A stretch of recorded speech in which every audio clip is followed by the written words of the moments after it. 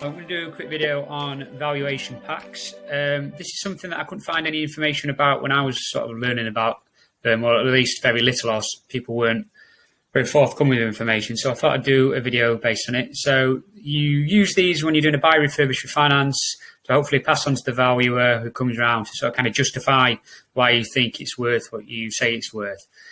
It's not always, it's worth doing, but it's not always guaranteed. Often valuers will have an idea of what they're going to value it, and whatever you say or do makes no difference to them either, and they can be very conservative, but certainly better off doing them than not doing them. So you want to keep them quite simple and basic because they do view a lot of properties every day. So you want to just give them the basic information so they can remember. So here's the first page. So valuation pack, logo, the address. So obviously remember that.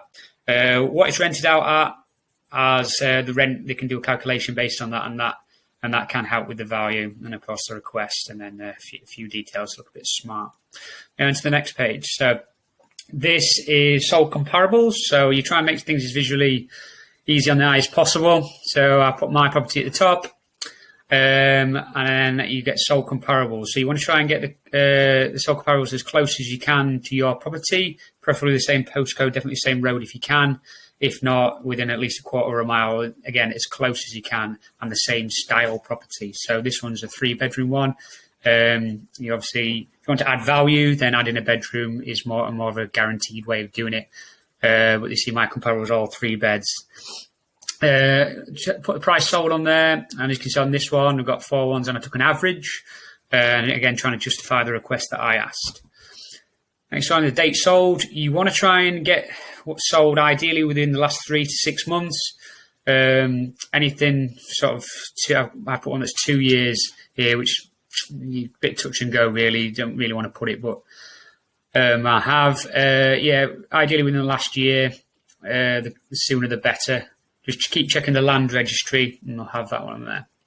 The next one that some people don't know about is property size. So you can get the property size from the EPC register. So you just go online, it's free. Type it, Google EPC register, and type in your property postcode, and that will come up. And you can find out the property size, and then you can obviously compare each property size that's sold and get an average, and then compare it to the one, the property that you have. Then condition, and then what I do is an extra added layer. I work out price per square metre. So once you've got the square metres, you can work out, and the cost that it's sold at, you can work out the price per square metre, and then I get an average, and then I compare it to what mine would be at the price I was asking for.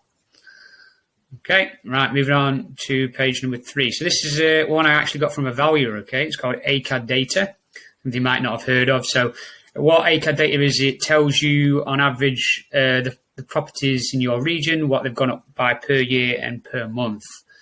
You can go on that, just Google it, and you can click on your region. Mine, particular one for this, is Yorkshire and Humber, and you can see what it's gone up by. Then I got my sold comparables, and then I worked out what they would be worth now, and then took a complete average, and then again trying to justify the value that I've asked for. A common way people add value. A surefire way is, for example, adding bedrooms, extensions, adding square footage, but a lot of people do it through refurbishment.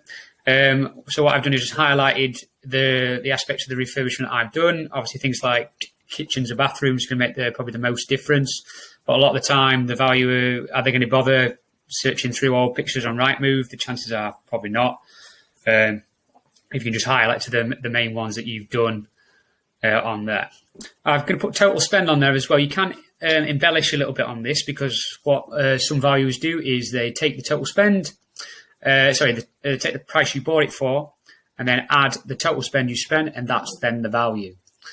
Okay. So if at least you embellish a little bit, then that way, at least you get a little bit less of a hit, I suppose. Okay. Then going to add some before and afters.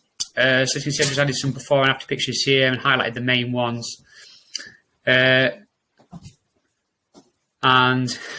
so I put the living room on there, put a bedroom and the kitchen, and then again just highlighting some of the main areas of what you've done. And that's pretty much it. If there's anything that you add in yours that you think I've missed out, or if you found this helpful, that's great, let me know.